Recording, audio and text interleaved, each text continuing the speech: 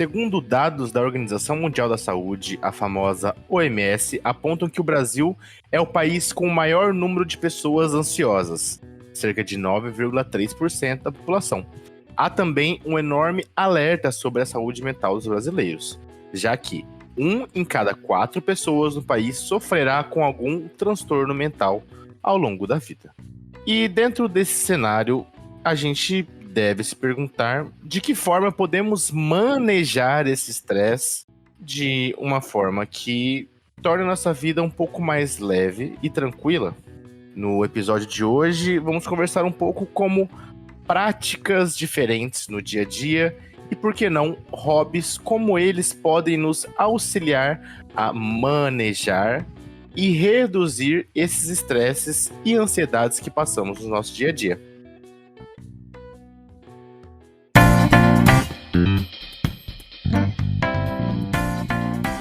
Bom dia, boa tarde, boa noite. Não sei de onde você nos escuta, mas eu sou a Nath. Que bom ter você aqui conosco. Eu sou o José Vinhotti. E eu sou o Guilherme Teobaldo, ou Theo, se preferir. E esse é o Psicologia de Quinta. Prepare os seus fones de ouvido ou o seu alto-falante e venha discutir com a gente o tema da semana.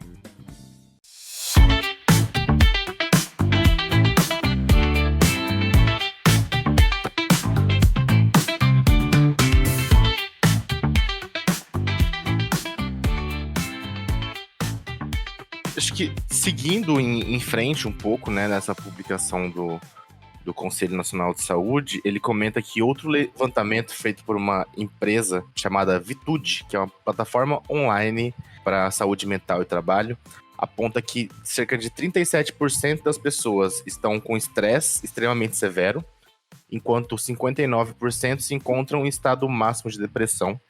E a ansiedade atinge níveis mais altos, chegando a 63%, né? O que a gente percebe muitas vezes, né? As causas são totalmente multifatoriais, né? Eu acho que desse estresse, principalmente pensando na realidade do Brasil, também pós-pandêmico, né? Em que acho que a insegurança financeira também entra muito forte, né?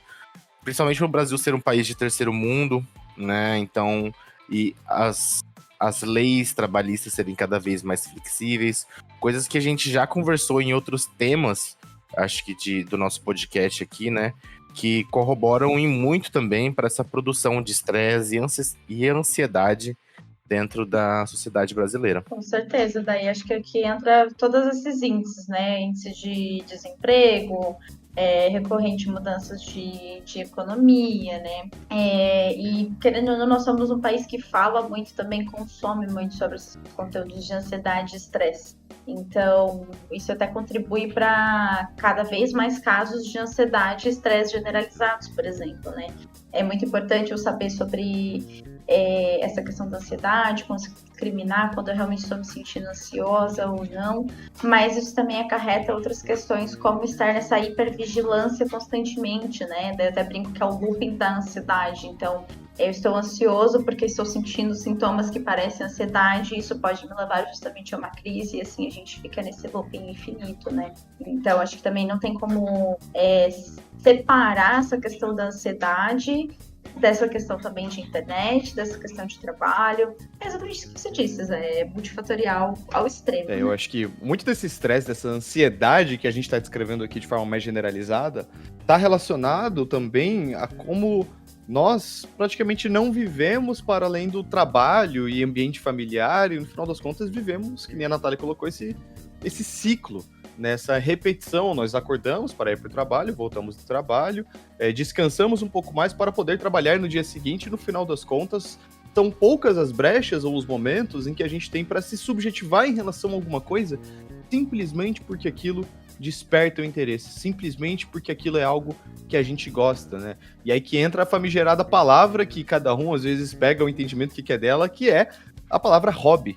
Né, no final das contas, o que é ter um hobby, o que é ter uma atividade além de trabalho e outras coisas, e como que isso se relaciona um pouco com essa ansiedade, com esse estresse crônico que parece que a gente vivencia, né? Todas essas questões que a gente passou aqui, elas são questões muito ligadas a a como estruturalmente a gente vive em sociedade, né? E por mais que a gente traga essa problemática, a gente vem muito no sentido de problematizar isso, né? E não existem, acho que, soluções simples para isso. Mas frente a toda essa estrutura, toda essa forma que a gente vem vivendo, a gente tem que olhar um pouco também sobre o que está ao nosso alcance, o que a gente pode fazer de fato, né? Quais são os hábitos, quais são as rotinas, quais são as coisas que a gente pode fazer concretamente no nosso dia a dia para que o nosso dia a dia seja um pouco mais repleto de bem-estar. E aí entra a questão dos hobbies, né? E o que seria um hobby na realidade, né? Seria, acho que, uma atividade, né? Como todas as outras, mas sem essa obrigação produtivista que a gente já está imerso no dia a dia.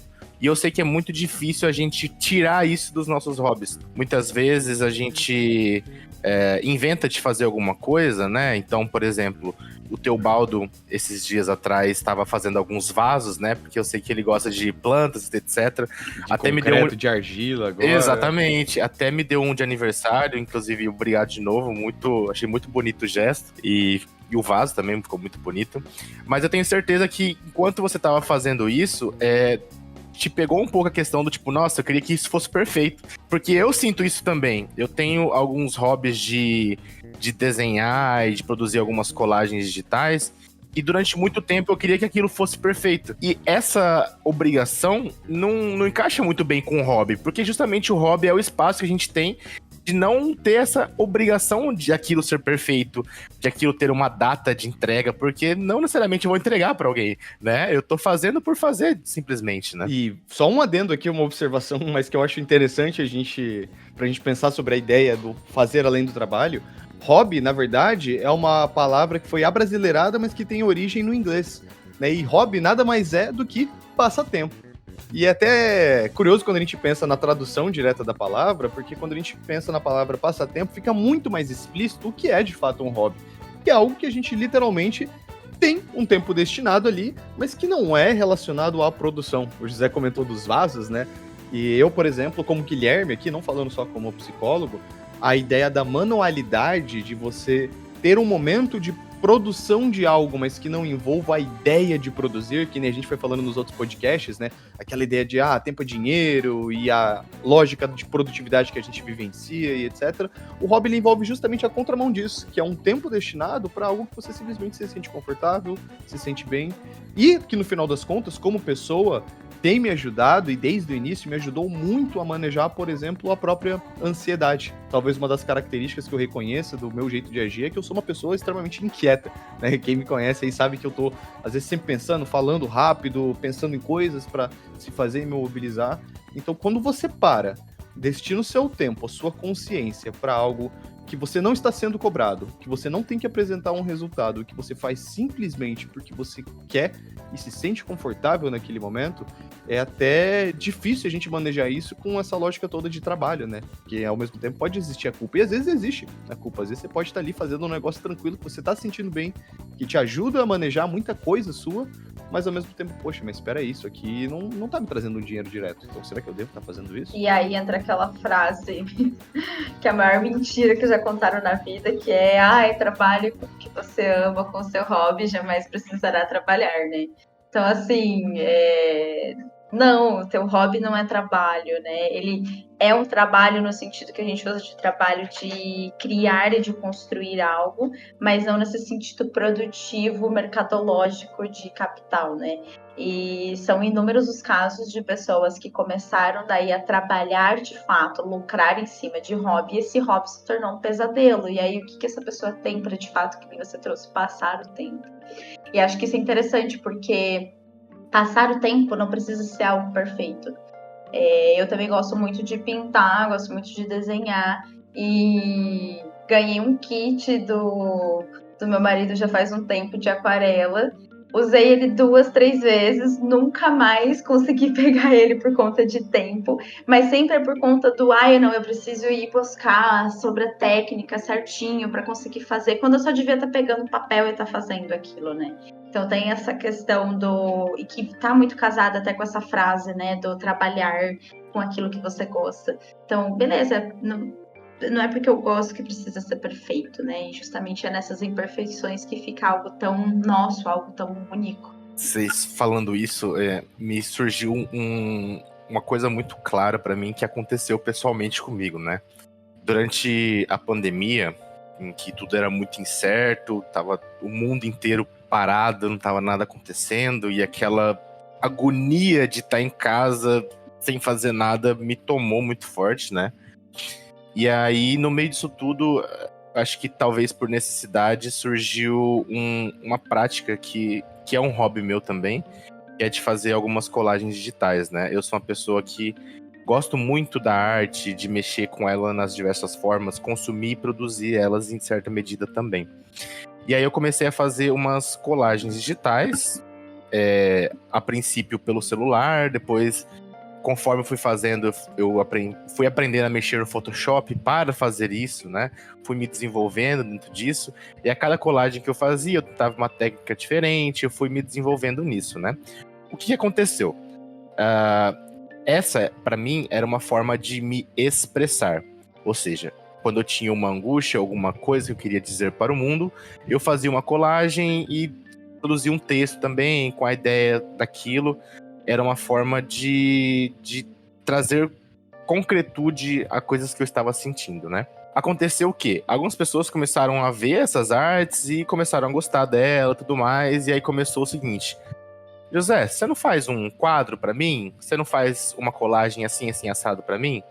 E aí, né, pandemia, durante a pandemia não estava formado ainda, falei assim, legal, talvez uma forma de fazer dinheiro aqui, né, com algo que tá sendo gostoso pra mim, justamente como a Nath trouxe, né, trabalhar com um hobby. E aí, beleza. E só que, antes eu fazia por livre expressão, era algo que eu realmente gostava de fazer, é algo que me fazia bem fazer, porque os dias eram iguais, mas aí os dias passaram a não ser mais iguais, porque cada dia eu tava produzindo uma coisa diferente. Então eu sentava na frente do computador, colocava uma música, entrava na vibe ali, abria o Photoshop, aquela tela em branco, e sempre saía alguma coisa que eu achava legal.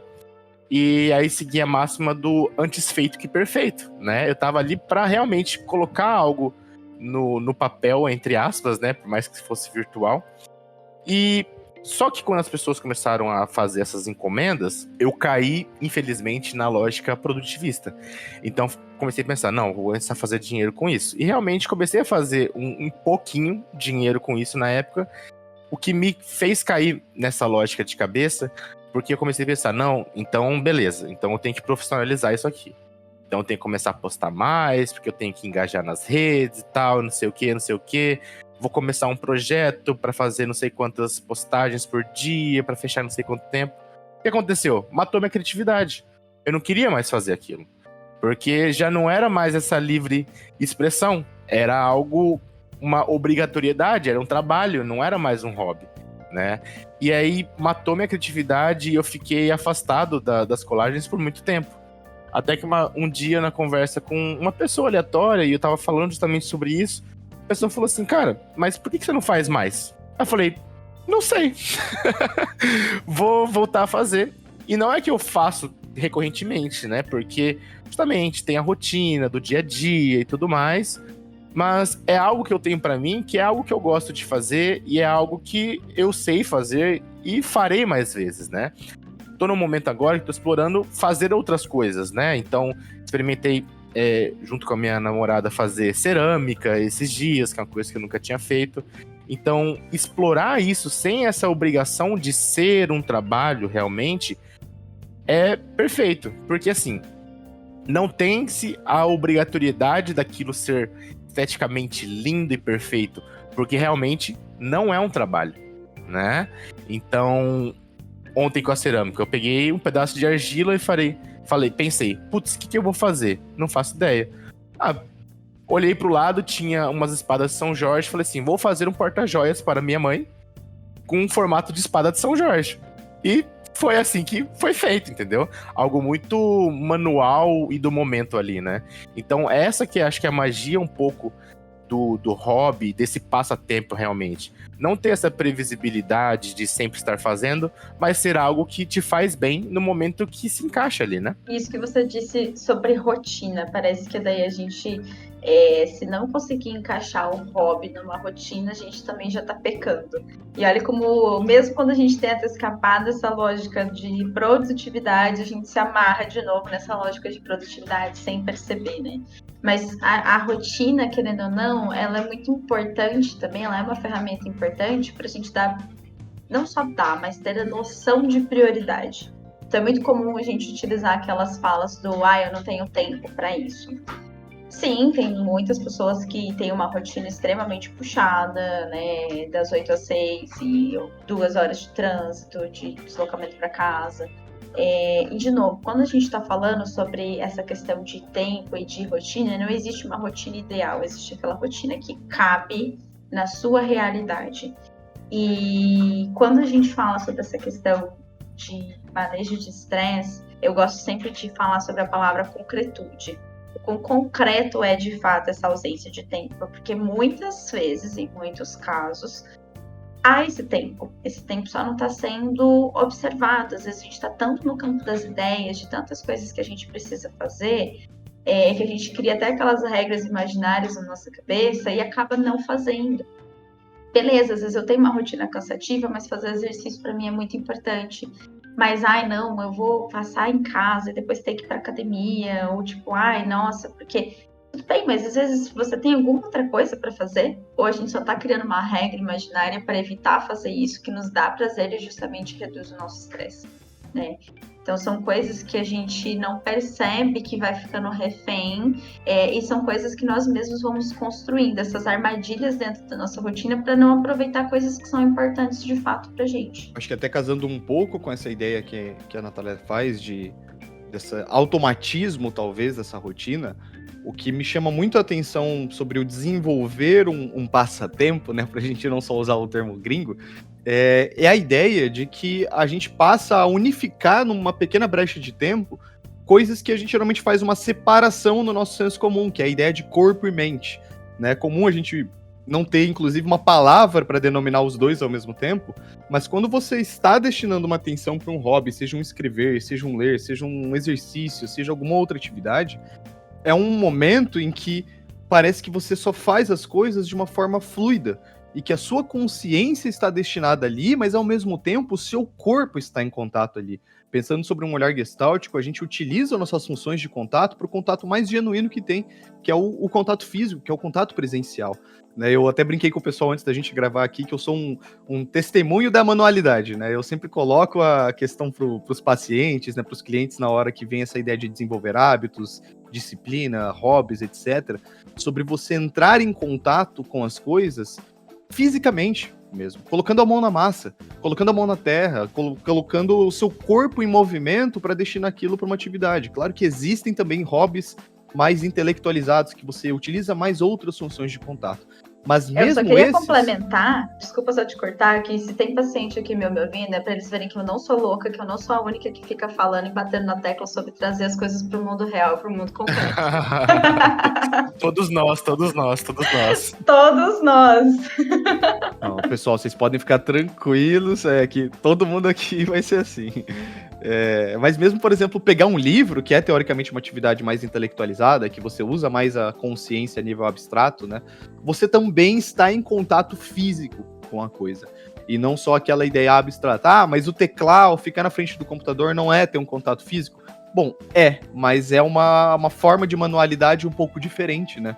A gente já está acostumado a passar horas, às vezes, na frente do computador, então será que você está realmente fazendo isso só de forma fluida e natural e proveitosa, ou será que isso, na verdade, se tornou simplesmente uma coisa rotineira, automática, né? Trazer essa concretude para as ideias, emoções, ela é algo muito importante para ter o manejo dessa ansiedade, desse estresse realmente, né? É muito diferente quando a gente, por exemplo, assim, falando em rotina, a gente tem as nossas tarefas. Então, por exemplo, hoje, pela manhã, tenho que gravar o podcast com o pessoal, à tarde tem uma reunião, à noite tem atendimentos, né? bom, vamos colocar que essas são as minhas tarefas do dia, e realmente são, né? Mas é muito diferente quando eu venho para esse dia com isso na minha cabeça apenas, e quando eu venho para esse dia com isso na agenda, organizado, escrito, por exemplo. Se eu não tivesse isso escrito, eu teria que ficar repassando os meus passos do meu dia várias vezes na minha cabeça. Eu tenho certeza que vocês já passaram por aí, por uma situação semelhante. Então, eu tô fazendo isso aqui agora, depois tenho que fazer aquilo outro, que eu depois tenho que ir pra tal lugar, fazer tal coisa, e pra ir pra tal lugar eu acho que vou pegar tal caminho. Então a gente já se cansa das coisas antes mesmo de fazê-las. E quando a gente coloca isso no material, é uma forma da gente manejar um pouco, acho que esse gasto energético, né? De sempre estar repassando essa rotina, porque nós seres humanos temos um problema muito grande com coisas inacabadas. Então, enquanto eu não termino o meu dia, enquanto eu não termino a minha semana, eu não consigo descansar. Então, quando eu coloco isso no papel, é uma forma muito boa, creio que, de reduzir esses níveis ansiolíticos, digamos assim, de pensar na nossa rotina. Então, a gente traz para o concreto. Eu tiro de dentro de mim e coloco no mundo, digamos assim, né? Fazer esse movimento é muito importante. Não só para a rotina, mas também quando a gente fala nesses passatempos, né? É como diz o Criolo numa música, acho que é uma das minhas favoritas dele, chamada Plano de Voo. Por mais que eu tente explicar, não consigo te tornar concreto o abstrato que só eu sinto. Muito bonita essa frase, realmente. E o passatempo é muito isso, né? É tornar concreto coisas abstratas. Então, por exemplo, uma vontade que eu tenho de conhecer algo. Então, eu tenho curiosidade em pintar uma tela, por exemplo, né? Essa minha curiosidade, minha vontade é muito abstrata, mas eu consigo tornar concreta ao passo que eu faço ela. Quer dizer que eu vou pintar uma tela toda semana? Não, mas pode ser um hobby. A gente não necessariamente precisa ter essa frequência nos hobbies, mas entender que elas são atividades que nos fazem bem, que mobilizam coisas mobilizam situações de bem-estar para a gente, né? Então, realmente, acho que aqui nós três somos fiéis da Igreja Universal da Materialidade, digamos assim, né? Grandes adeptos. Até porque ela todos adeptos.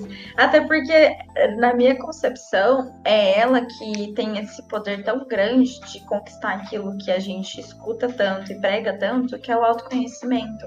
Como que eu vou conhecer e entender aquilo que eu gosto, que é valoroso para minha vida, que é interessante? Ou até mesmo, né, crise de identidade no sentido de, nossa, eu gostava tanto de fazer aquilo e hoje já não gosto mais. Então, esse processo, ele permite também entender quem eu sou, onde eu estou, por que algo faz sentido agora e não faz sentido ou não faz mais sentido, né? Às vezes a gente atribui a tantas outras causas, tipo, enfim, se afastar de pessoas ou de contextos, e às vezes está relacionado a isso, mas às vezes também não está, e esse é só o processo da vida, né? É aquele conceito também, hoje nós estamos muito conceituais, né? Mas aquele conceito do devir, né? De que tudo é uma mudança, tudo é passageiro, tudo está em constante, eu gosto da palavra ebulição, né? Tá tudo se movimentando o tempo todo.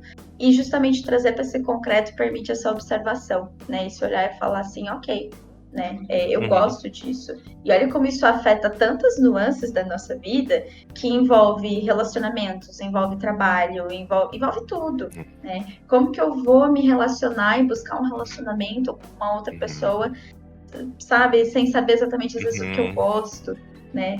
Então, é uma coisa tão simples que aparece, mas que respinga em tantas coisas complexas da nossa vida. E é uma busca pela individualidade, digamos assim, né? Porque é através do fazer que eu vou saber o que eu gosto e também o que eu não gosto. E às vezes até entender o que eu gosto, mas eu não consigo fazer. E tá tudo bem, né? Por exemplo, um exemplo... Eu amo música, mas sou péssima para tocar instrumentos musicais. Exatamente. Eu acho muito foda a ilustração digital, mas eu sou horrível em desenhar e pintar digitalmente, ou até fisicamente. Eu gosto de ver pessoas fazendo isso, porque, porra, acho muito legal.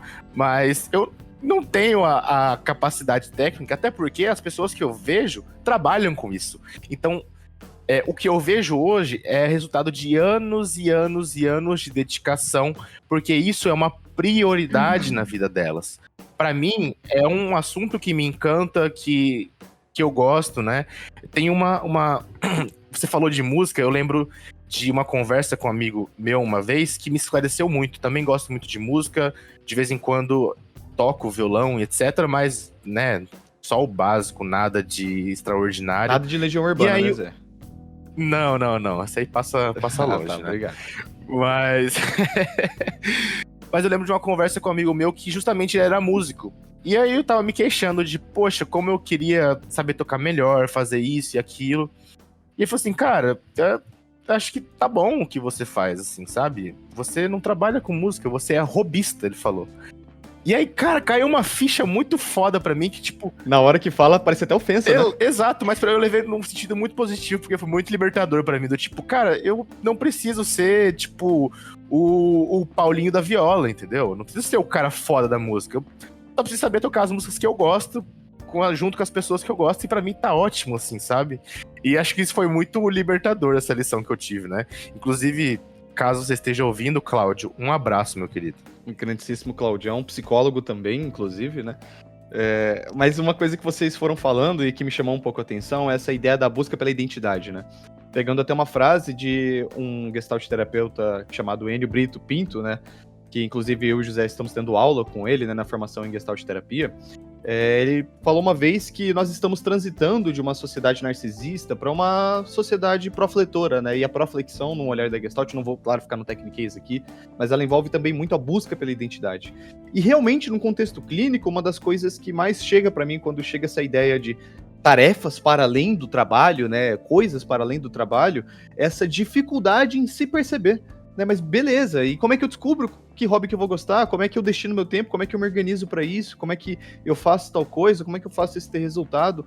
E geralmente o primeiro passo que eu falo, e talvez vai parecer um passo simplificado demais, mas que acredite tem resultado, é o levante e entre em contato. Busque, pegue alguma coisa, tente fazer na medida em que aquilo não desenrolar, aquilo não funcionar, isso por si só já é uma informação.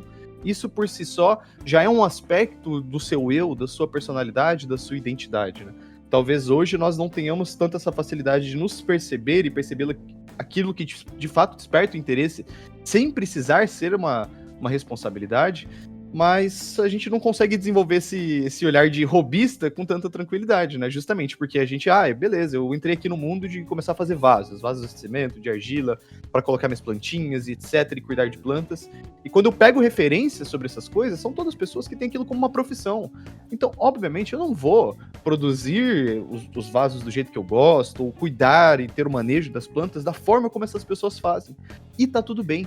Porque é um aspecto da minha identidade gostar disso, mas justamente não é só aquilo que me define, não é o meu trabalho, não é aquilo que vai destinar e trazer o sustento para minha casa. Então, ter esse olhar... Nesse momento, eu acho que vale a frase antes feito que perfeito. Exatamente, Exato. Antes feito que perfeito. E acho que, assim, dentro da ciência, né, da prática de pesquisa e tudo mais, a gente fala que quando a gente propõe um objeto de estudo, a gente não está ali para achar se aquilo está certo, a gente está ali para saber qual é o resultado. Né? Até quando não há um resultado, que nem você trouxe agora, Natel, é um resultado. Então, a gente fica tanto nessa esquiva experiencial das coisas, com tanto medo de que seja desagradável. Mas, gente, alguma atividade que você foi tentar fazer ser desagradável é uma resposta para você, de que você não gosta daquilo e tá tudo bem, sabe?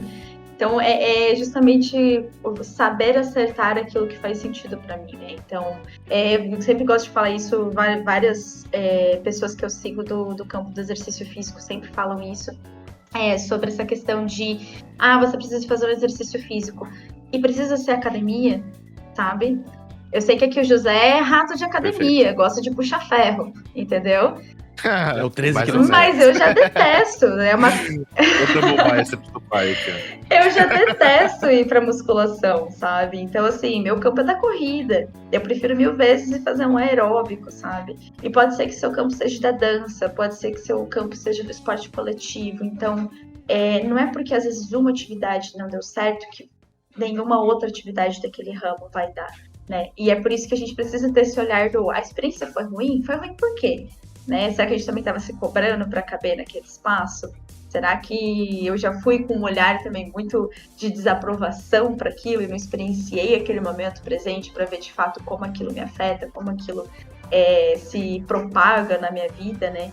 Então, O cara vai pro CrossFit e acha que vai subir aquela corda até o teto no primeiro dia e fala assim, cacete, eu sou um inútil, né? Não consegui subir essa maldita corda. sim, de novo, antes feito do que perfeito, sabe? Se o teu recorde hoje foi bater os 5.000 passos, 3.000 passos e não foi fazer exercício físico, já tá ótimo, né?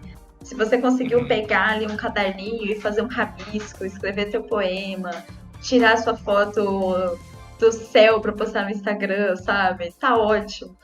Tem que ter sentido e significado para você, pra gente. E quando a gente fala em passatempo, creio que essa é uma nuance, uma das mais essenciais quando a gente fala de identidade também, né? Tem todo um caráter social, digamos assim, do passatempo. Por mais que seja algo individual, eu me entendo como uma pessoa que gosta disso ou daquilo, que tem afinidade com isso ou com aquilo outro, por exemplo, né? Então, se eu sou uma pessoa que gosta de xadrez, eu vejo um evento de xadrez, eu posso ir lá encontrar outras pessoas que gostam de xadrez. Então é uma forma de reforçar uma identidade. Se eu gosto de correr, um dia eu posso querer me desafiar, ir numa corrida e lá encontrarei outras pessoas que gostam de corrida, né? Então é um fator essencial da formação de identidade de quem somos, realmente, né? Não é porque eu acho legal uma pessoa que corre que isso vai ser pra mim, que eu vou correr, realmente, né? Pode ser algo que eu acho interessante, que eu acho legal, que eu acho bonito, mas pra mim não funciona, né? E é uma forma de tornar mais real mesmo, acho que as relações e quem somos realmente. Sair um pouco desse mundo narcísico, digamos assim, e onírico também, do Instagram, das redes sociais, em que a gente quer ser um pouco de tudo e no final a gente acaba sendo muito do mesmo, né? Creio que o mundo super exposto das redes sociais está tornando cada vez mais as pessoas mais homogêneas. Então parece que todo mundo é igual, gosta das mesmas coisas, assiste as mesmas séries, comenta sobre os mesmos filmes, ouve as mesmas bandas, né? Os mesmos influencers. Exatamente. E aí, esse campo do fazer realmente, que muitas vezes não é televisionado, digamos assim, né? Não é sempre que a gente vai estar postando numa rede social o que a gente realmente está fazendo ou o que a gente está planejando em fazer. Ele, no fundo, é o que torna concreto mesmo essa individualidade e essa identidade, né? Então, um dia bem vivido, muitas vezes, ele não tá nas redes sociais porque a gente tá ocupado em viver ele, né? E não mostrar ele para as outras pessoas que vão passar ali, vão resumir o nosso dia em 5 segundos, por exemplo, nos stories, né? Então, a experiência de estar presente no momento e estar fazendo, de fato, as coisas é muito diferente. E dá contorno realmente a quem nós somos, a quem nós queremos ser, e torna a multiplicidade das pessoas mais concreta, né? E é por aí que a gente tem que seguir. Porque quando a gente começa a dar essa forma à nossa individualidade, é que a gente entra nesse processo de autoconhecimento, de realmente entender quem eu sou, de quem eu gosto de ser, de como eu gosto de ser visto, de como eu vejo o outro também, né? E tudo isso é muito importante ter em vista, em mente e na pele, digamos assim, para a gente sair um pouco dessa corrida de ratos, digamos assim, que a gente vive, né? E dessa despersonalização tão grande também que a gente vive imerso no dia a dia. Então é isso, gente. Fica aqui um convite para vocês que estão nos ouvindo. Vão lá no Instagram, tira uma foto do seu hobby, posta no Stories e marca a gente. Vamos normalizar dançar feio, pintar torto, bater uma palhinha da música meio desafinado, não tem problema. Mas compartilhe com a gente, vamos mostrar que isso é mais normal do que todo mundo pensa, do que todo mundo acha, mas que a gente sente prazer em fazer essas coisas. Então, posta stories, marca o @Kinesis Psicologia pra gente. Um beijo, se cuidem e até quinta que vem. And we don't care about the young folks talking about the outside. And we don't care about the old folks talking about the old style too. And we don't care about our own folks talking about our own stuff. All we care about is talking, talking only me and you. And we don't care about the young folks talking about the outside. And we don't care about the old folks talking about the old style too. And we don't care about our own folks talking about our own stuff. All we care about is talking, talking only me and you. Talking only me and you.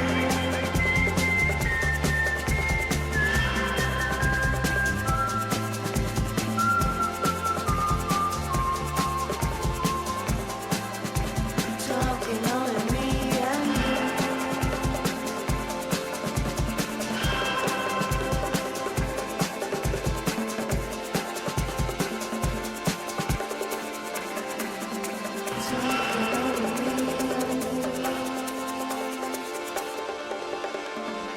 Talking only me and you.